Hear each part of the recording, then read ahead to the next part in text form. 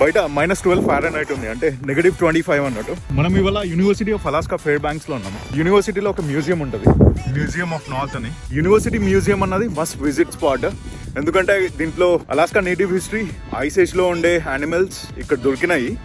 దాని తర్వాత gold, minerals, చాలా విషయాల గురించి ఇక్కడ డిస్ప్లేలో ఉంది. మౌంటైన్ రేంజ్ అయితే టూ గుడ్ ఉంటుంది ఇక్కడ నుండి. సన్ రైజ్ కానీ సన్సెట్ కానీ మీరు ఇక్కడ వచ్చి చూసేటట్టు ప్లాన్ చేసుకోండి. ఇక్కడ కనిపిస్తున్న ఎంటీ ల్యాండ్ మొత్తం ఆర్కిటిక్ రీసెర్చ్ ప్రోగ్రామ్ అన్నట్టు. ఇక్కడ పెరిగే పంటలు, దాని మీద రీసెర్చ్ స్టడీ చేస్తారు. అటు వెనకాల బొటానికల్ గార్డెన్ ఉంది, బ్యూటిఫుల్ ఉంటుంది ప్లేస్ అయితే.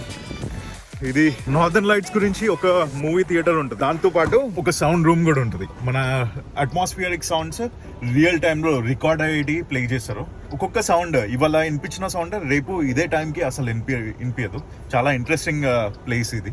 One of the must visit spots మీరు అలాస్కా వస్తే. అలాస్కా వచ్చి ఫెయిర్ బ్యాంక్స్కి వస్తే